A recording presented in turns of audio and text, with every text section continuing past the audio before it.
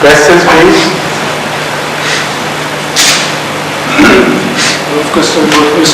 Yes, but let's first give time to someone else, some individuals.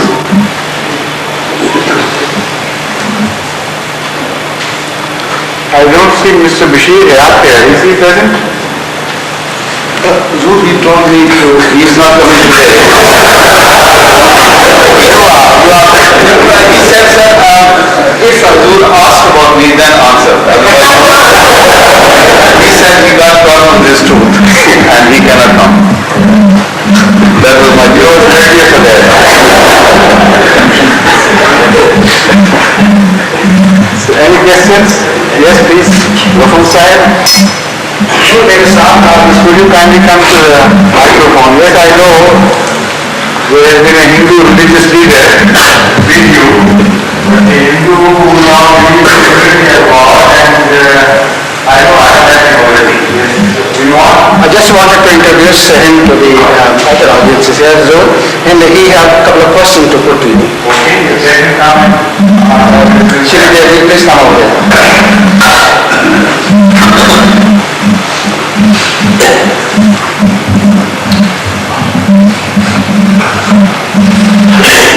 सबसे हुजूर मेरे प्यारे मुसलमान भाइयों, हमारी तरफ से सबको सलाम वालेकुम। हमसे ये पूछना ये चाहते हैं कि जो मजहब हम सवाल लेते हैं मजहब हिंदू से लेकर इसका जवाब कुरान शरीफ से देंगे, मतलब सबके मजहब एक ही। अब बात ये है कि गीता में कृष्ण जी महाराज जो हमारे नबी थे उसने कहा है कि जो मेरा अवतार होगा, जो हम जन्म लेंगे, इसमें हमारे नबी आते रहेंगे और कुरान शरीफ में लिखा है कि नबी आते रहेंगे, मसीह आते रहेंगे और उनकी नबी भी आते रहेंगे और उनकी नबी को जो गई अनपढ़ लोग हैं जिसको ज्ञान नहीं है, मतलब जिसको जिसका इल्म वो उसका गलत मायना न करे, इससे उनकी नबी की भी जरूरत होती है, ऐसा हमारा जस्टिफिकेशन है। तो इसके बारे में आप कुछ बयान कीजिए। In fact, I have not clearly understood what you want to ask. As far as this, you sit down and I'll explain. Thank you. I think, this is my impression, that you want to find out the relationship between his prophecies of his future advents and the prophecies found in other religions, particularly in Islam, about somebody who would come in a certain age. And perhaps you want to know, this is my impression, that are they one and the same persons or different persons, one appearing in Islam and the other appearing in Hinduism, one manifestation of Krishna and the other the manifestation of someone else? Is that the question you want to ask? No. So could you kindly clarify yourself again?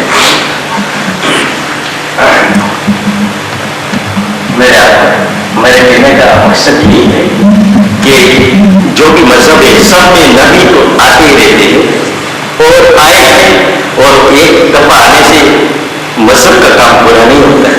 वो तो बार बार हमारे नबी ने भी कहा कि नबी आते रहेंगे और उनकी नबी आते रहेंगे ताकि लोग जिसको इल्म नहीं है उसका मायना गलत लेते हैं, इसलिए उनकी नबी की जरूरत है और नबी भी आते रहेंगे, ऐसा हमारा।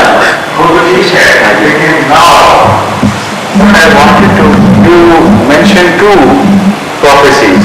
Yeah. One by Hazrat Krishna and the other by Hazrat Muhammad Mustafa. So I thought you had a confusion about these two coming separately in their own religion. Is that not right? Yes, right. You had that idea that the Hindu prophet would come among the Hindus and the Muslim prophet would come among the Muslims. To give the Yes, that is your impression. Yes. So this is exactly what I understood. Yes. And I want to remove that confusion. Please sit down. Sit down. Thank you. In reality, if there is one God, and this is the most fundamental issue to be decided, whether God is one or not. As I understand, after having met you, you now positively believe in the unity of God, and you also love Him very much, don't you? And you believe that God is the source of all wisdom, is the wisest. Is that not correct? So how can you believe that one single God, being the wisest, should send one prophet among Hindus, and another among Muslims, and another among Christians, and another among Buddhists, and another among the followers of Confucius, and so on, each calling his own tune, each inviting people to a different path? Is that possible? Yes. Is that possible? Yes, but it's not possible, because against wisdom. It's sheer madness for one person to send different messages with different messages to the same people. If, let's see, I have a family, I love my daughters as anybody else does, his children. So how could I send you with a message to them that look here, if you want to meet me, come to the London Mosque. And another person at the same time carrying the message that if you want to meet me, go to Pakistan and I will not be here at that particular time. And the third messenger that if you want to meet me, you should go immediately to China.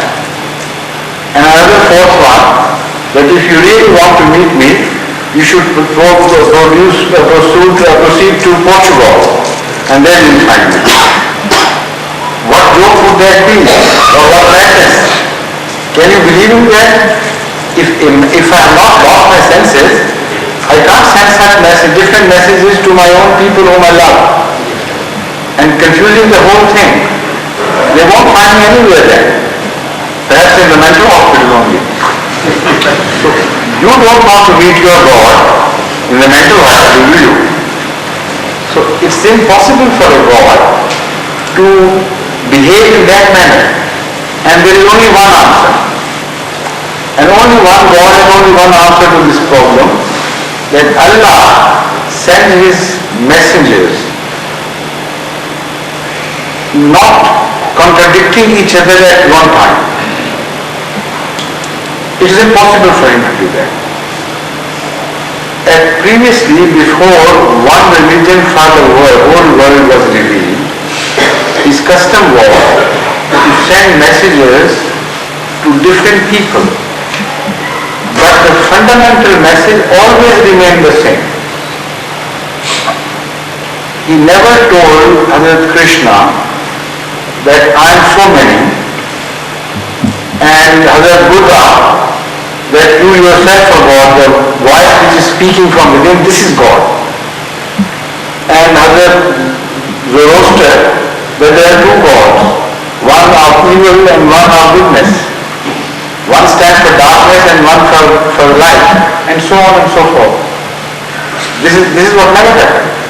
According to the Holy Quran, all the prophets which were sent at different ages, in different countries, brought fundamentally the same message. And that is called Kutubul Qayyamah. They brought a message which has a lasting value. And the sum total of that message, as described in Surah Qayyamah, is this, that without fail they all preached oneness of God, and they enjoined upon people to worship one God alone and to worship Him. The second message was to be kind to Allah's creatures and serve their cause and spend for them and for the path of Allah. So spending in the name of Allah for the spread of message and for the uplift of the human lot. That was the second message which was given to every prophet. And the Holy Quran says that this is what was contained in all the books which were revealed to various people. لم يكن الذين كفروا من أهل الكتاب والمشركين أهل الكتاب वल्मुश्रिकीना मुनफकीना हत्ता हत्या तातियहुल बय्यिना लन युखरिल लज़ीना कफ़रू मिन अहलिल किताब वल मुश्रिकीना मुनफकीना हत्ता तातियहुल बय्यिना व मा उमिरू इल्ला अन याबुदुल्लाह मुखलिसीना लहुद्दीन व युकीमुस सलाता व युतुज़ ज़काता व ज़ालिका दीनुल क़य्यिमा. This is the verse which I had in mind. That without faith, even those who are idolaters today, I mean, this is the important thing to which I want to draw your attention. The Holy Quran claims that there are some who openly say, clearly, in so many words, that their messenger was sent by Allah and the book was sent by Allah and they follow that book. But there are others who appear to be idolaters, who indulge in idol worship, who believe in so many gods. They make figures of stone and start worshipping them. They even worship animals and so on. Even those people were originally addressed by Allah and given the same message. So no people on earth were left without care by Allah. The message remained the same, but they diversified the message. They differed with each other after Allah had told them to follow the one and the only path leading to Allah. They didn't differ with each other just because of lack of guidance. This is what this surah claims. They differed with each other after hearing the message of Allah, after being guided, after being shown the light, then because they ultimately went astray themselves, they distorted the message as well. Now this is the general phenomena occurring everywhere in the world. And as you have rightly put it, when these religions were turned into a hodgepodge of human thought, and Allah's message was replaced by human thinking, and there was interpolation and change in the message, and the character of the people was destroyed ultimately, totally. Then there were two paths, two modes of correction adopted by Allah according to the Holy Quran. One was that the previous law was gone out of control and become out of control to the extent that it had to be rejected totally and entirely. Like this building, for instance, it is passing through a process of decay. If the decay set in is not of a very grave nature, is not advanced, then you go for the repair. But if the building is in such shackles, such state of affairs that the engineer you employ, he would advise you to demolish it and build a new thing instead. Otherwise it will be more costly and even that cost will go waste. If such is the state of affairs of old buildings, then a wise man demolishes the building and creates a new one instead of going for the repair work. So according to the Holy Quran, Allah behaved exactly the same way with His messages revealed to different people. To begin with, He sent following prophets, Ummati prophets, one after the other, and they tried to maintain things as best as they could. They tried to repair the damage done by the people. But a time came when the things went out of control. The damage done was so immense and vast and from all directions that Allah rejected the whole building and decided to make a new building altogether. So a new lawbringer prophet came then, who was not on the Sharia, the last one, but Allah revealed everything anew, a fresh message altogether, and the whole process started from then on again. and again new prophets and followers and so on and so forth. This continued to happen everywhere. And you find traces of this in India, in China, in Persia, everywhere in the world. But those, now you consider, those people who had been given a completely new message by the same God, but they had not recognized it. They stuck to the old message which had very little left of Allah's message. And human thought had played havoc with the old religion. If they continued to stick to that religion, they would become unrecognizable. You will consider them to be idolaters, worshipping so many gods, so many animals, and you would think that they never had established any contact with Allah. Allah had not never established any contact with them, because they would have gone so far astray from the mainstream of religion. But Allah reminds us in the Holy Quran that even these people whom you consider had never come into contact with God, we tell you that we send messages to them as well. Originally they were also shown the path, but they deviated, unfortunately for them. So as long as those religions continued to live in the sight of Allah and were worthy to be maintained, you are quite right that Allah sent different messengers to them. But those messengers, whenever they came, because they came to a certain people in a certain country, there was no other messenger who appeared contemporary to them bearing a different message. So there was no contradiction. For instance, when a true messenger came on the religion of Krishna in India, peace be upon him, then at the same time, in the same religion, Allah did not send another messenger telling the people that follow me and do not follow him. This cannot happen.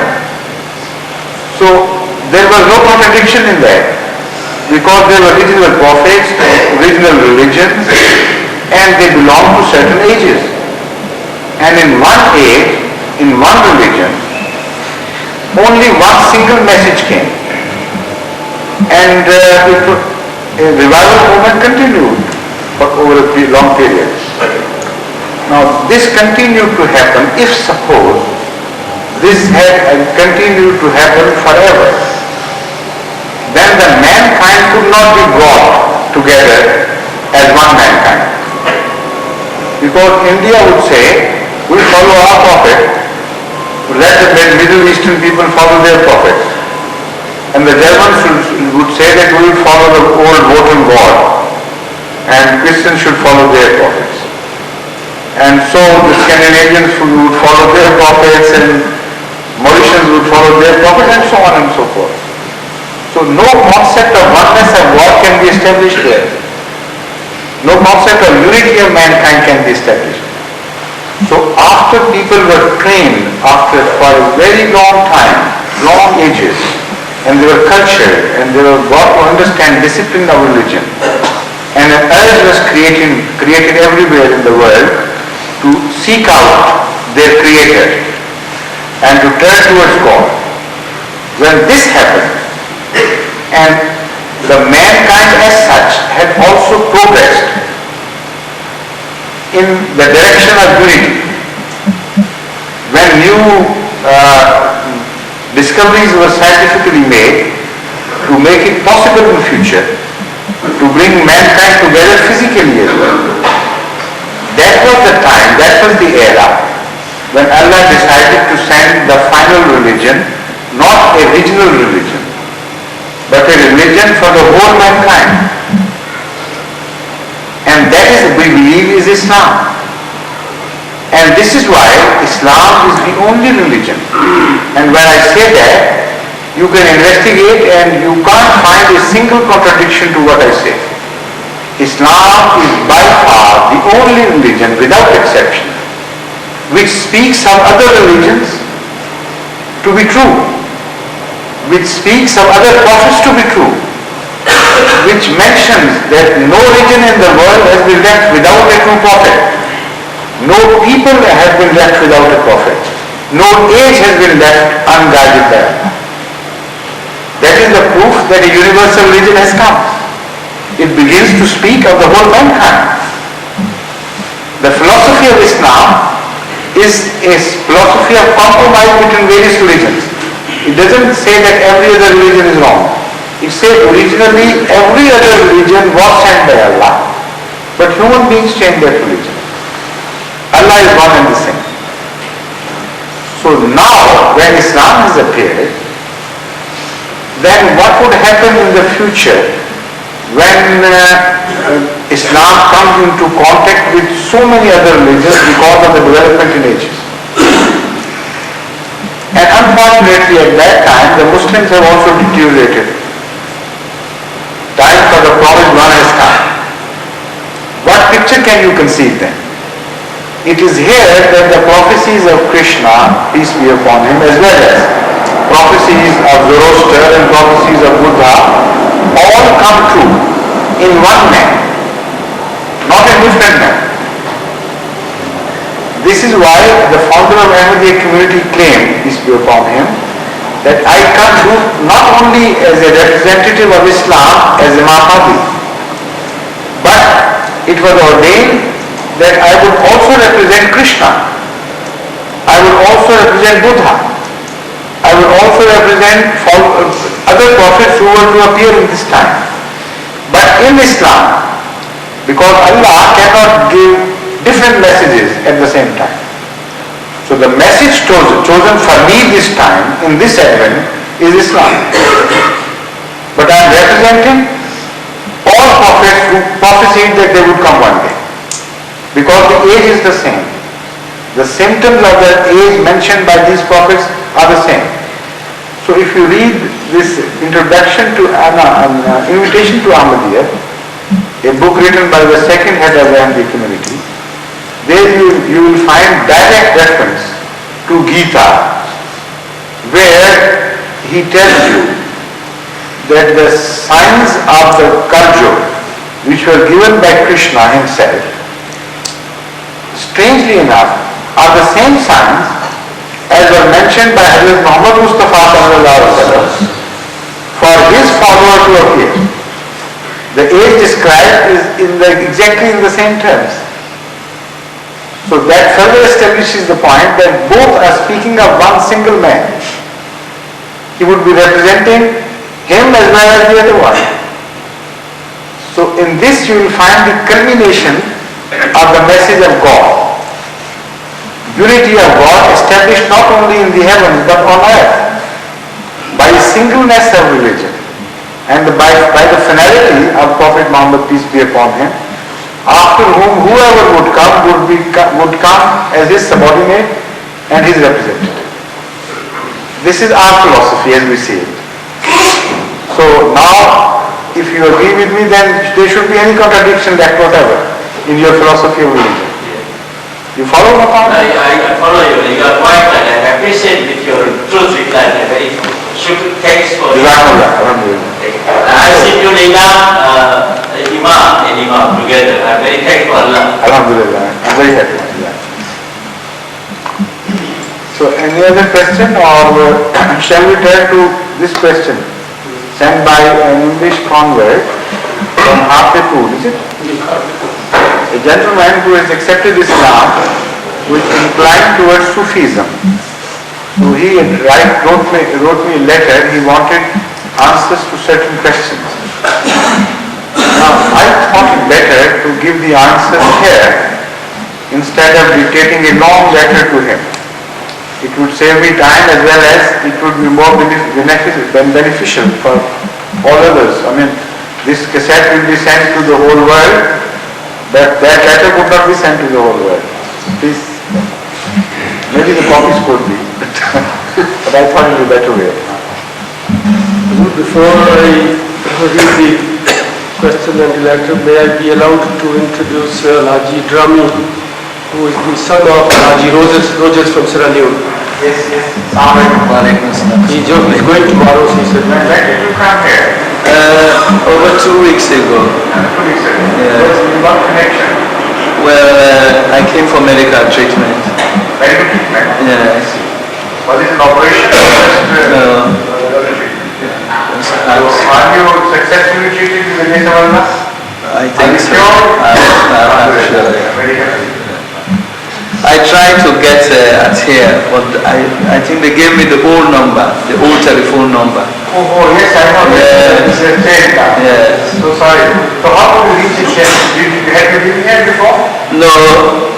So how could you come here without the telephone number, without an address?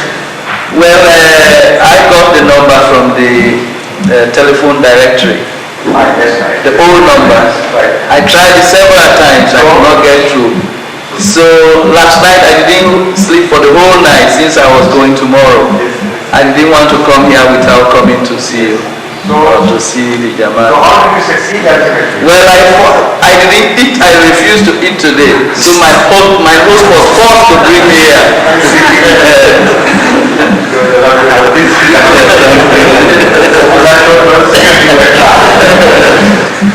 This found the address and then it was brought in.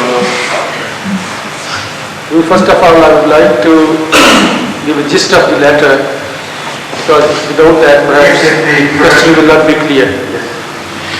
The letter is written by one Mr. Alex Duxfield, and he is from Hartlepool.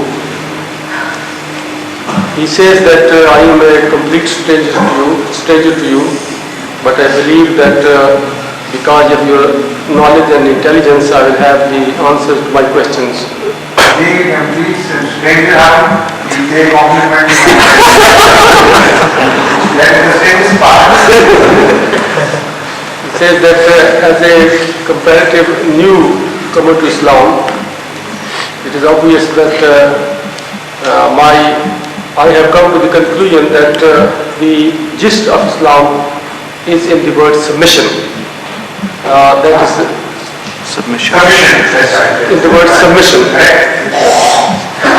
And then he says that I may not have much belief in the fundamental principles of Islam, but I feel that there is some depth in three major elements which are irrevocably woven throughout the tapestry of Islam.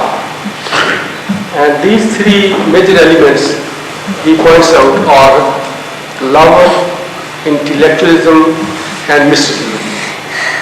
By love, he says that that altogether elusive quality with which mere words are difficult to describe, but this quality is inherent in Islam and is enhanced by the fulfillment of this gift in a Muslim's day-to-day relationship with his God, with his fellow men.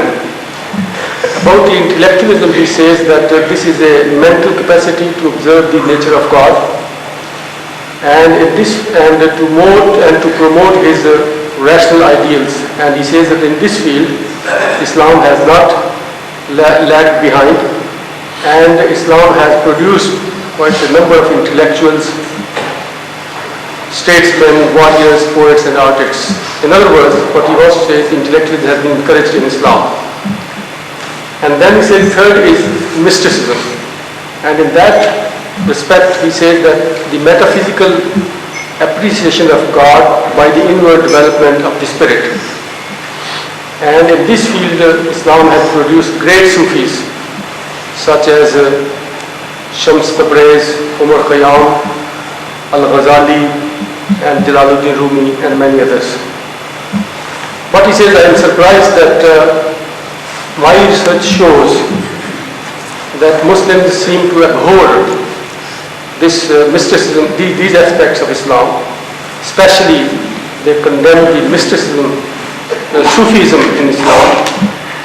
And what I have noticed and read is that some of the Sufis, mystic Sufis, like Mansur al-Hallaj, was executed in Baghdad because of the alleged apostasy. And but he says, to my mind, when I read I feel that Lord Muhammad, the Holy Prophet Muhammad Sallallahu Alaihi Wasallam himself, was an outstanding mystic and visionary.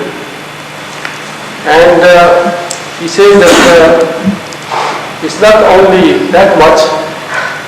I believe that the promised Messiah, Hazrat Mirza Ghulam Ahmad, he was also an exponent of Sufi assorted doctrines, that he was also Sufi, he was also an exponent of Sufi doctrine.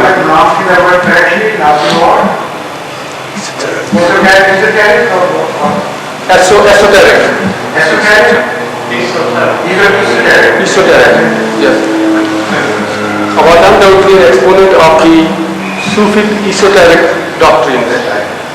And he said that translated in Arabic or Urdu, Batniya.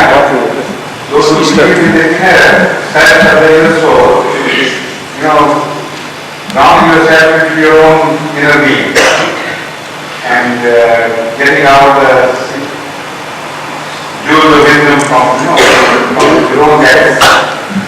And he said that I have come to this conclusion because Hazrat Mirza Ghulam Ahmad belongs to the impeccable lineage of Salman Farsi, who himself was a Sufi and who was a companion of the Holy Prophet.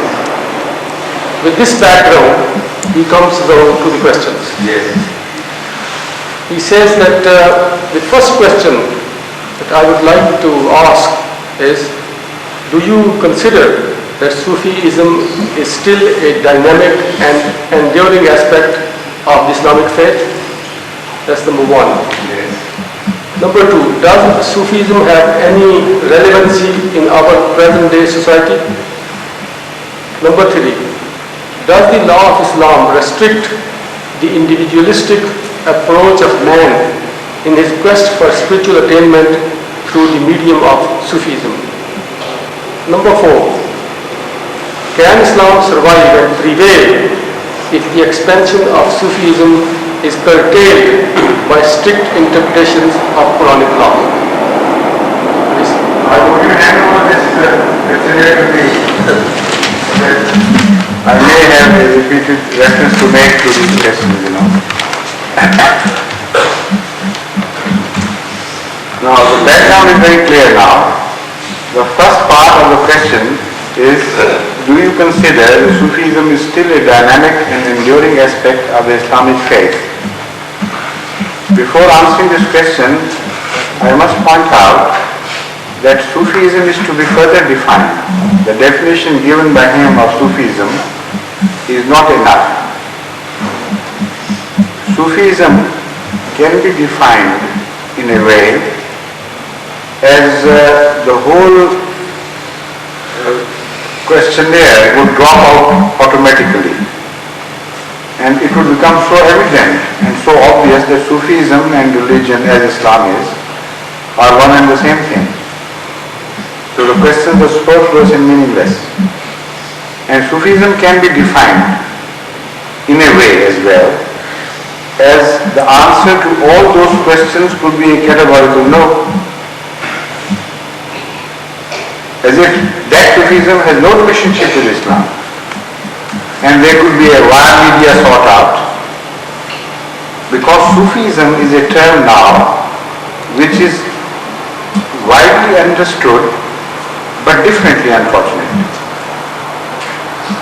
So before attempting to make a definition of Sufism, which would be very elusive anyway, because it may not be acceptable, my definition may not be acceptable to another Sufi, or a Sufi creed, particular creed may differ. So let me first explain to you what Sufism came from, how it originated, and how it got classified into various airtight compartments, and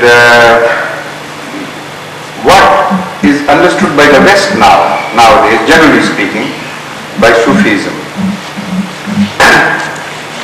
As far as the time of Hazrat Muhammad Mustafa ﷺ is concerned, although the present day writers on Sufism try to trace back Sufism to Hazrat Salman Farsi or to Hazrat Ali Karamallah Wajhahu or to some other companions of Muhammad Sallallahu Alaihi Wasallam, and want to establish the fact that Islam existed at that time in two tiers at least.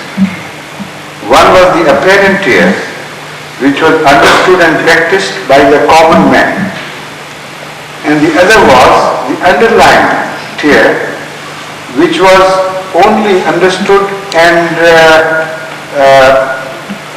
well, if not practiced, but acceded to for greater enlightenment by a certain class of Muhammad Sallallahu Alaihi Wasallam followers.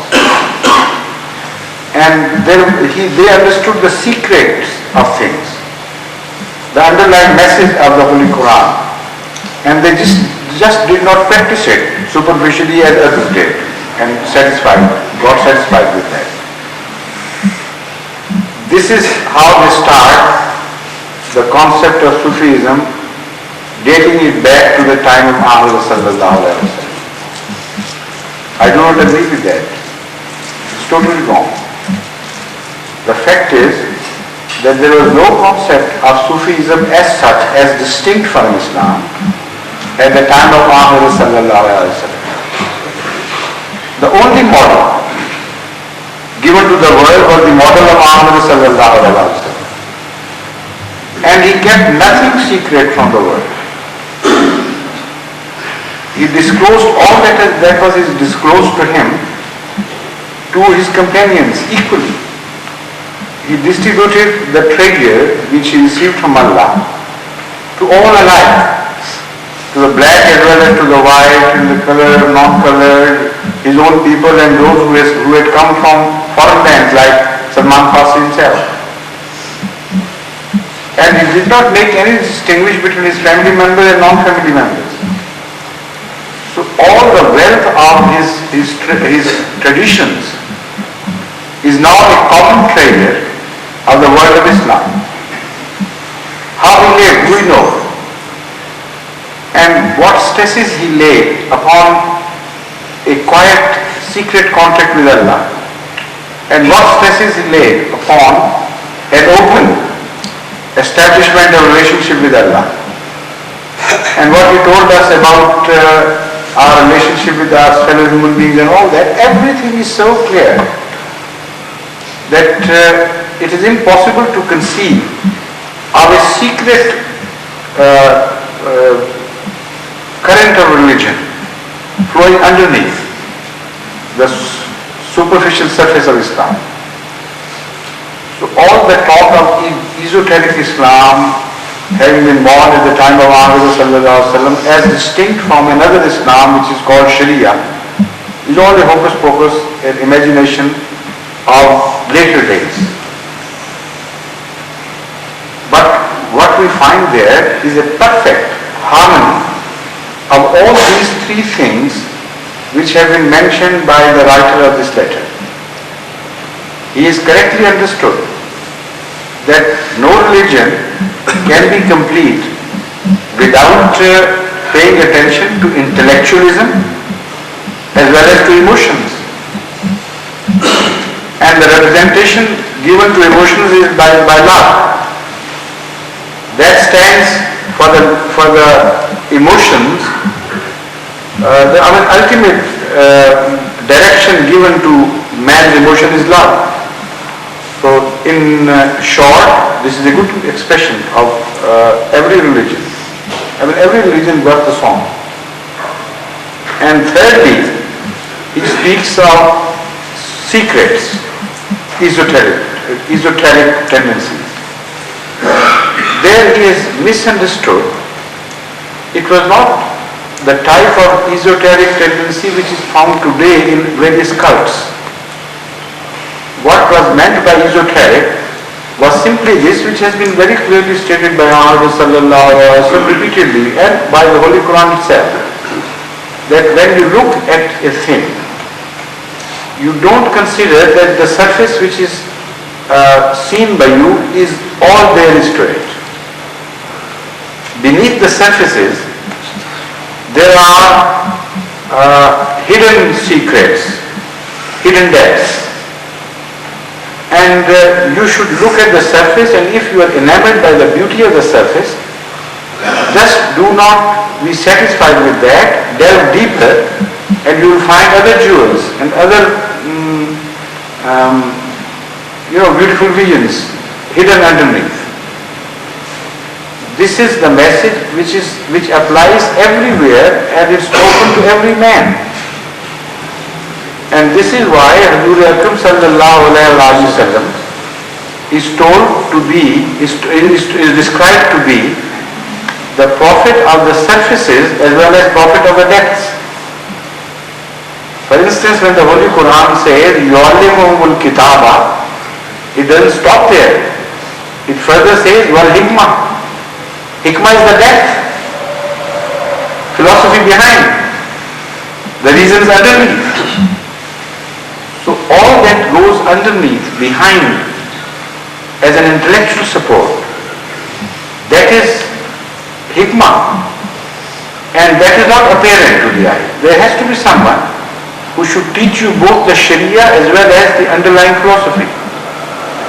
So Ahmad sallallahu alayhi wa sallam, in that regard, if there was any Sufi in the world, he himself was the Sufi, but not separate from other trends in Islam, but as a most beautiful mending of all the traits and all the tendencies in Islam. He was the equilibrium between intellectualism and love and deeper search for truth. All that that belongs to a religion was combined in him in a most balanced way. So if you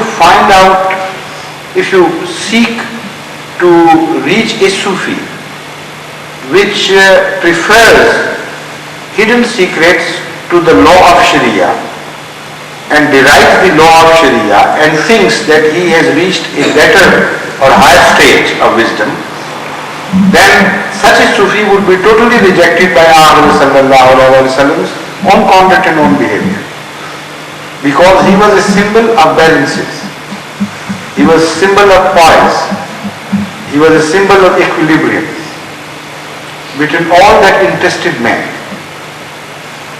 So if this is Sufism, then there is no difference of opinion between me and the writer or any other person on earth.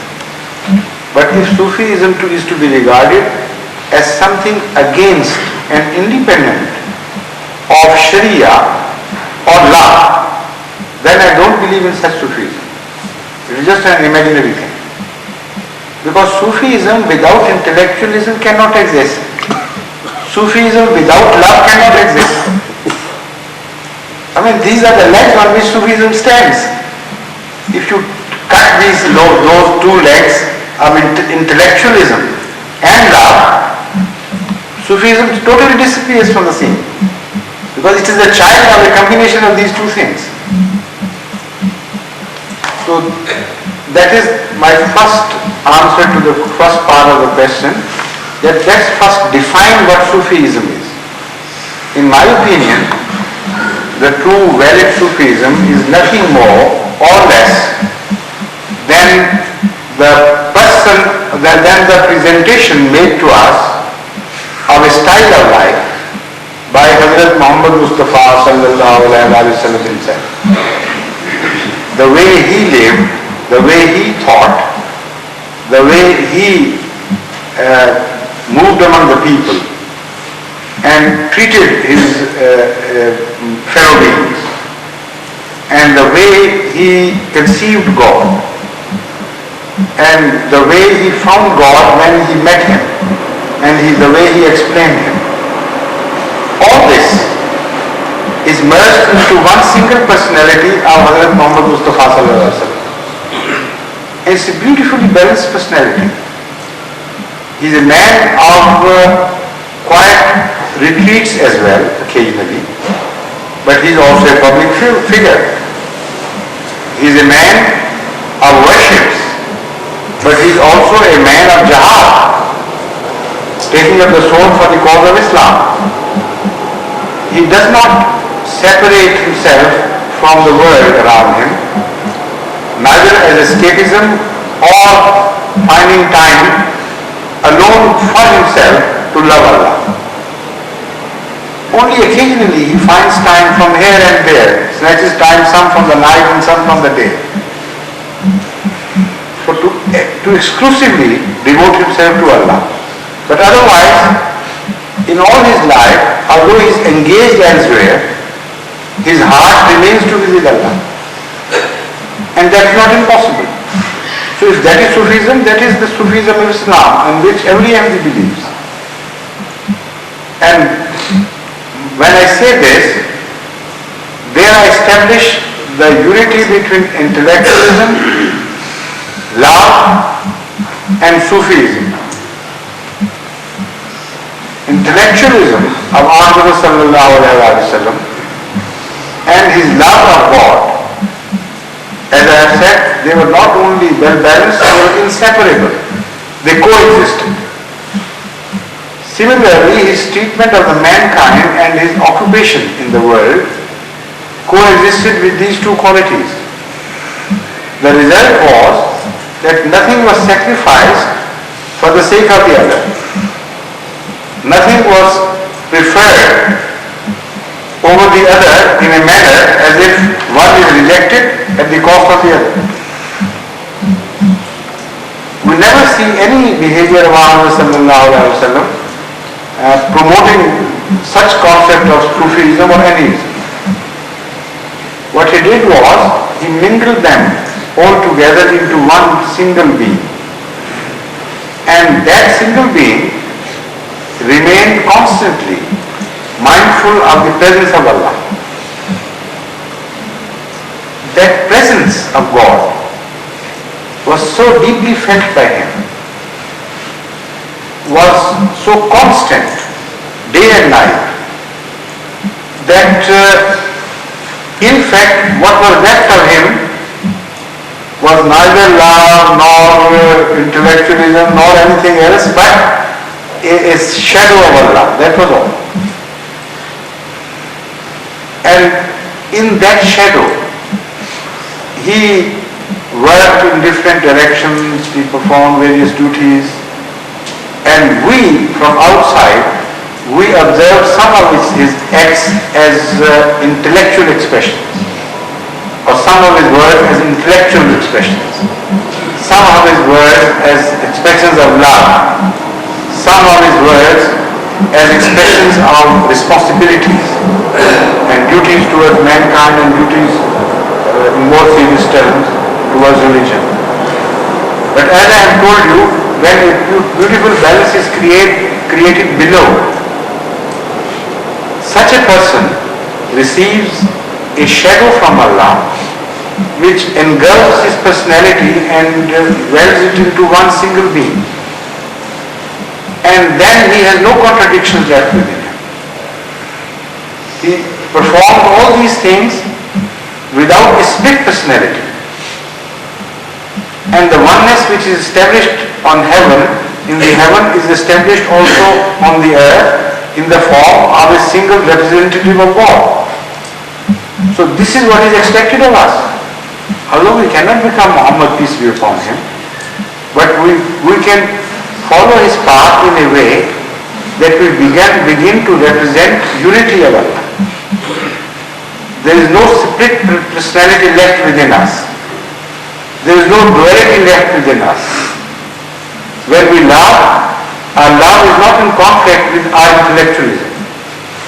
They are in perfect harmony with each other. They are so well balanced that one force does not disturb the other. And as such we remain one to the mankind, single people, not to be bifurcated into two different sections or three different sections and so on. So this Sufism, I am going to now tell you how it was born and what it stands for today, and whether Islam has any room for Sufism of today's concept. Well, what happened was that it was not the source of Islam which was split into two different channels, nor the person of Muhammad sallallahu alaihi wasallam which was split into two or three different personalities. Later on, when the people began to drift away from the right path, when the balancing forces within them lost control, and they turned more to the one side than to the other, and they lost their own poise, then various things came to be born. One phenomena which we noticed very prominent and which took shape very early after the departure of Muhammad sallallahu alaihi wasallam was that people were born who laid so much stress on the superficial values of Islam and on the law of Islam that they forgot love, they forgot service to mankind, they forgot other softer teachings of Islam, and they also, most of them, forgot about intellectualism. The result was that they conceived Islam only in the form of a strict law, as if there was some utensils without containing anything. They were wares, but not filled with the milk of human kindness, for instance. Only empty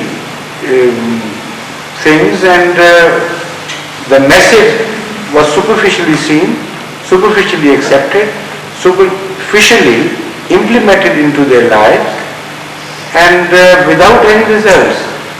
They did not reach out God, they did not establish a meaningful contact with their fellow human beings, and the religion became so hollow and meaningless that people started getting reactions, those at least who were intellectuals. They looked at that Islam and they said, is that what Rasulullah came for? Just the 5 time prayers saying strictly and following a certain dress, and without knowing what they were saying, without feeling the impact of that noble worship of God, and without loving their fellow human beings. If this is religion, then this is rejectable. But when they applied their minds, being intellectual, and also being aware of the life pattern and style of Muhammad sallallahu alaihi wasallam, they saw that his Islam was different. So they started investigating, and they came out with many intelligent articles on the subject, and they wrote books, and also they preached to others that this Islam of Mullaism is not the entire Islam. In fact, it is detrimental to the cause of Islam. So you should also look at other sides of Islam, and which many sides in fact. Intellectualism, as well as human relationship, as well as love of God, and so on and so forth. So till that time, Sufism was not yet born. Only intellectual debates started between the extremist mullahs and the intellectuals of Islam. And the intellectuals were defeated in the sense that the majority of the common run of the people followed the mullah, and the intellectuals were being sacrificed at the behest of mullah to the altar of a supposed Islam, which they thought was in danger. So the first persecution began not against the so-called Sufis, but against the intellectuals. Many such movements were started, and they offered great sacrifices. They kept on condemning the one-sidedness of Mullah Islam, and informing the people that this Islam will lead you into dangers, it will not lead you to God. And many among them were murdered, destroyed, they were persecuted and treated, in the worst possible manner as prophets are treated. the worst possible manner. So, this movement started, and there were born from this movement such people who were at that time incapable of facing this opposition. So they withdrew to the inner recesses. They thought all this nonsense of fighting with each other in the name of one religion is meaningless, because the myth and the pith of the message, the very inner core of the message is love. You love God and love mankind. This is the essence of every religion. So these people do not understand. They are superficial people, both the intellectuals and the mullahs. So love does not require form, they thought. Love does not require a prescribed course. You can love lying down. You can love as best as you please. So if the direction of religion is towards creation of love and creation of bondage of love between man and God and man, why should we need a Sharia? So they did not have the courage to begin with of despising Sharia openly, despising the law of the Holy Quran. But they said, we understand. In fact, Ahmad sallallahu alaihi wasallam was a messenger of love. But to teach the common people who were illiterate, to bring them up to the standard of culture where they could learn how to love, a law had to be given to them. They had to be disciplined, otherwise they would not understand. So all that effort towards disciplining people and giving them culture is Sharia. And the direction in which they were led is love. So as we have reached love, so we do not need Sharia. So this was their esoteric concept of Islam. Now they spread out in the society in various directions, in various countries, but most often than not they kept retreated, hidden underneath, like their concept of Islam. They themselves hid themselves under the surface. But when they started behaving differently to the people around, many people who were fed up of these fights of intellectuals and mullahs, they started taking greater interest in them. So various cells were created here and there around some persons who preached love in reality. The result was that ultimately some of them had the courage to come out in the open and tell the rest of the world that there is no importance of Sharia without love, so Sharia is only a secondary thing.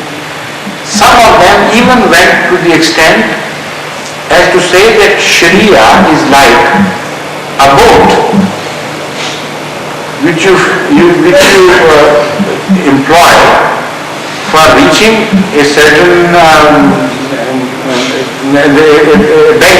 bank or a certain destination on land. So they said that if you reach that destination, if you keep sitting on the boat, you would be the most stupid person. It would be height of folly to have reached the destination and keep sticking to the boat. So they thought the Sharia people are doing exactly the same thing. Sharia was used as a boat to lead people to God, and once you have wisdom enough and you have love enough to reach your Creator, then the boat is superfluous, leave it alone. Maybe some other person may use it for reaching the same destination. So this bifurcation of religion in three different directions created such havoc in Islam. It destroyed the unity of God, that is the concept of unity of God. It destroyed unity of the Holy Prophet, that is the concept of the Holy Person of Holy Prophet. And Islam started flowing in various channels, differently directed. So many other channels sprang out from it. And also from the channel of Sufis.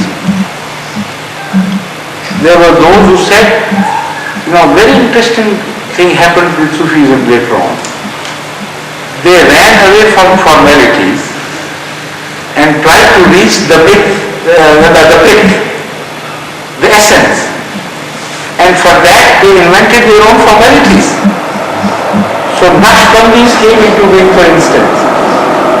And on the four main schools, Naqshbandis, Sohrawardi's, Qadri and Chashti. And each of them presented a form which was almost like a Sharia, but not the Sharia of Muhammad sallallahu alaihi wasallam. A different Sharia came into being. And they said all the rest of the Sharia is just secondary and tertiary maybe. The most important thing is you follow us and what we tell. Zaramat, for instance. You say zikr ilahi with certain stresses on certain points, and each one is called a zar. You strike, and strike quietly first and then raise your voices and start saying Allahu, Allahu, and make these strikes, and at every strike you will reach Allah. So that artificial Sharia was created out of a search for reality and running away from artificiality. So because they had lost touch with the person of Hazrat Muhammad Mustafa who was the only source of keeping them set on the right path, they started deviating, and the Sufism itself got bifurcated and further divided into many sects. So today I am incapable of being able to define Sufism as it stands today, as it is seen by various sects. Sufism, each sect is a different Sufism. So what Hazrat Masih Maud came for was not to create a new religion like these Sufis did. The only reason why he came, and I think almost the entire 3 questions would be answered, 3 parts of the questions will be answered when I finish this part, but I'll refer to them later on, maybe some other part is left unanswered. Hazrat Masih Maud came not to bring another innovation into Islam. He came to take you back, the full circle, to the time of Hazrat Muhammad. He came to demolish all the innovations and the additions into Islam, not to create a new thing. So this is why the stress of Ahmadiyyat is to the Quran and the Sunnah, and the whole of the centuries in between Huzur Akram sallallahu alaihi wasallam and our time are bridged by Hazrat Masih Maud. This is exactly what the Holy Quran prophesied that he would do. وَآخَرِينَ مِنْهُمْ لَمَّا يَلْحَقُوا بِهِمْ. He would appear among the latter days people who have not as yet met the people of the time of Muhammad sallallahu alaihi wasallam, but the expression tells us, gives us hope that through his agency they would meet. That is in status, in the concept of life, in their views, in their conduct, in their behavior and everything. They would live like the people of the time of Muhammad sallallahu alaihi wasallam. This is how they would go to the same stage. So all that the Sufism which is known to me, which I have learned from Hazrat Masih Maud is this Sufism. The rest I don't know.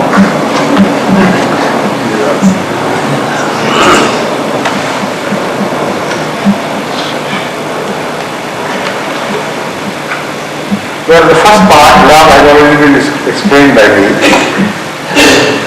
Intellectualism I have already spoken of.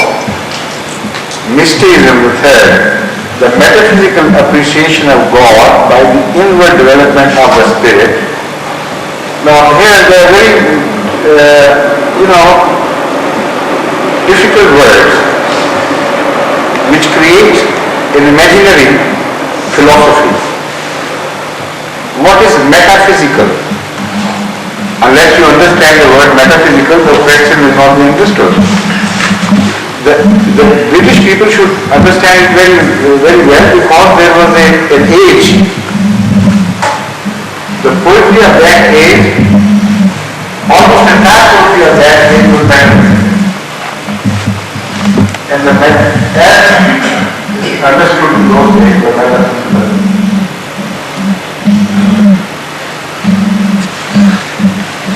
Any concept for which we could not give a reason in terms of five senses. Any concept which could not be supported by hard reasoning, yet which you felt, which you knew existed, that direct jump to such conclusions through your inner experiences is called metaphysics. So, the metaphysical concept is to be studied now, and its validity is to be seen. Metaphysics is just an illusory word, and also a very deceptive word. In reality, what happens is not a direct contact without five senses. In fact, your relationship with God is always through those five senses which Allah has granted you. But the interplay of those five senses, having gone through a long personal experience, sometimes gives birth to a new idea. You cannot point your finger at which one particular sense was responsible. You cannot give any reasoning for that.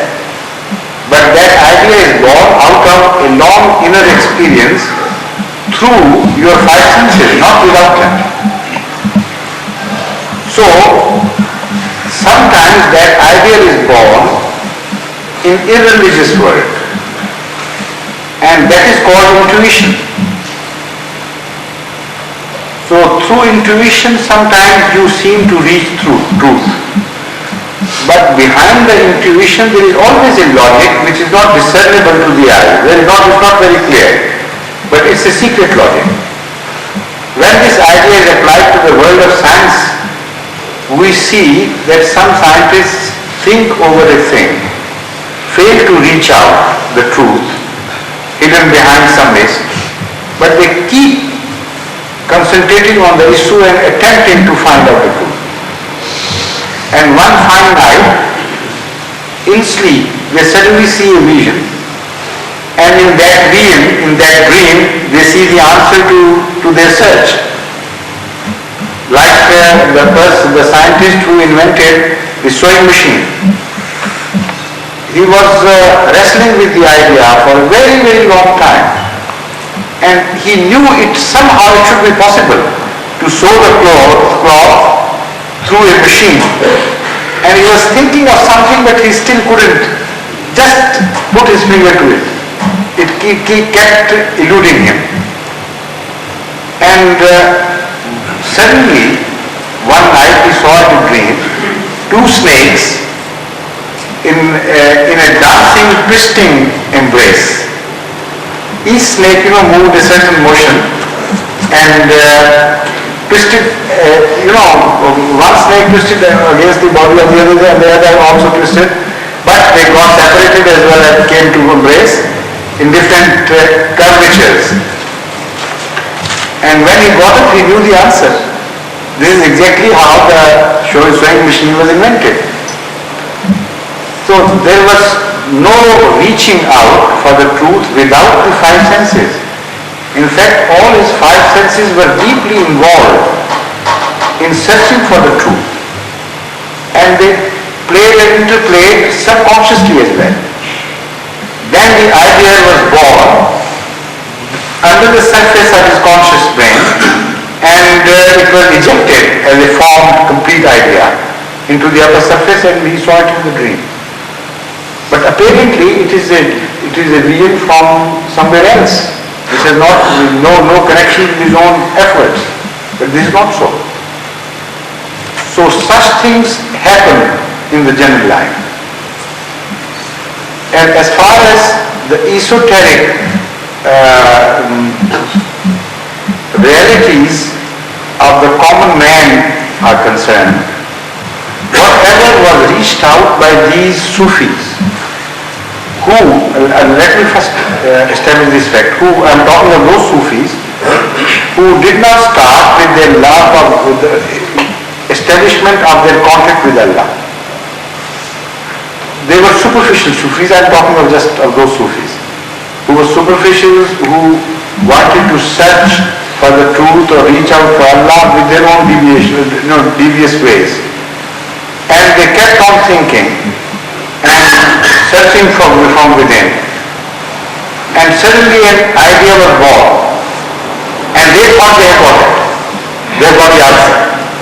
And that answer they thought had no relationship to the five senses. It was just, it gave birth to them from inner search. They were confused. They didn't know what was happening to them. They had applied all their faculties in one direction, and these faculties, so employed, had to give birth to new ideas. And each such idea was called the result of their delving deep into their own self. But apart from these Sufis, there is only one phenomenon known to mankind which has no relationship with five senses directly. Ultimately, maybe it has. But to begin with, the idea born to those people is not through their search and effort. In fact, what I'm talking about now is revelation from Allah and ilham and visions shown by Allah. This is the Sufism of prophets. And Sufism is only true in this regard when applied to the prophets. That is, something is born without the effort of the five senses. In fact, something is born completely contrary to the direction of their five senses. They are called towards a path which is so difficult for them to follow and which is alien to them, of which they have never heard, and from a direction in which their minds never travel. So this something which is born anew is born not from within but from without. So it is contrary to the Sufi concept that something is born from within you. That something which is born from within you is always many. And Allah rejects it. Allah says you should not depend on that. Such people happen, they are psychological beings, they are just the result of your own thoughts and visual thinking. So, although things seemingly are born out of the research, but according to true religion, according to Islam, they are worthless and meaningless. In fact, they may lead you to the totally wrong directions, where Allah will not be found.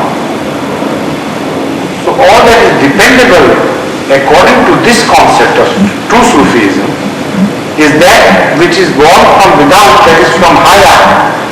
And Allah reveals things to the people who are searching for Him, alright. There the five senses are involved, alright. But the result of their searches is not a direct reaching out for the truth. The truth then is revealed to them from above. And this is exactly when the Holy Quran tells us in relation to Hazrat Muhammad Mustafa sallallahu alaihi wasallam, when it says, وَوَجَدَكَ ضَالًّا فَهَدَى. It says, Allah found you searching for truth in every direction, as if you were totally lost. So it was not you who reached the truth. فَهَدَى, it was Allah who revealed the truth to you, who led you to the right path. So that's the concept of Sufism is again thrown overboard, because it's a very different concept. In Islam, Sufism means, true Sufism, that somebody who searches for truth but only in the direction of Allah. And yet it is impossible for him to reach Allah or to reach truth directly with his own five senses. So Allah shows pity upon him because he is sincere in his search, because he has the right bearing and right orientation. So Allah shows mercy upon him and reveals himself or reveals the truth in such a way he is making all that effort. So that is ilham, that is vision, that is godly dreams. And they are not born from within. This I want to assure, and this I want to stress upon. Nothing is born from within which is worthy of trust. This is why Hazrat Masih Maud says, "Aql andhi hai agar nayyare ilham na." And this is his philosophy. Muslim Maud. Muslim Maud says, not a Muslim. Aql andhi hai agar nayyare ilham na. That human wisdom is blind if there is no sun of Allah's revelations.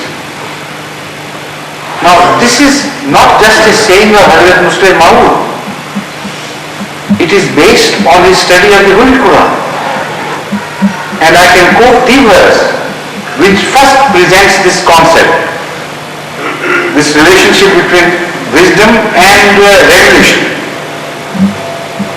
eye and the sight. The Holy Quran tells us in so many words, "La tudrikuhu al-absar wa huwa yudriku al-absar."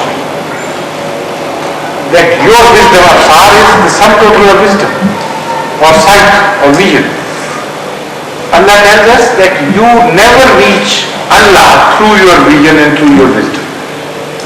It is Allah who reaches you. Like, now you look at the sight, you have the eyeball here. If there is no light from the sun, you can't see anything. It is the light which reaches you. There is nothing which goes out from you and reaches something. So you finish where the surface of the eyeball finishes. That is the sum total of your sight. All that comes to you comes from the heaven, from the sun. So this is why Hazrat Muslim Maud in fact commented on this verse when he said, "Aql andhi hai agar nayyare ilham na." If Allah had not shown His light to you, as the Holy Quran says, you could not reach Allah. Because then you will be with eyes but without light. So this is the Sufism given to us by Hazrat Masih Maud and which was revealed to him by Allah. This is why he was called Al-Mahdi, the guided one. Not that like other scholars, he invented things from himself or reached the truth by his own efforts. He was just nothing in the hands of Allah. Allah told him things and guided him. This is why the message of Ahmadiyyat is worthy of following. So, my message to you is that if you really want life, you will get it through the person of Hazrat Imam Mahdi, who is guided by Allah.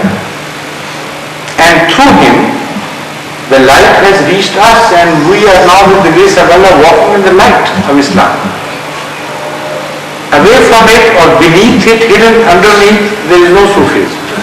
This is the sum total of Sufism, which is true and which is real and which is factual. All the rest is myth.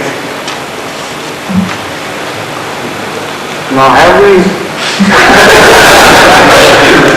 crossed the time barrier? 45 minutes over. I mean, we like. I wish I had seen somebody sleeping, then I could have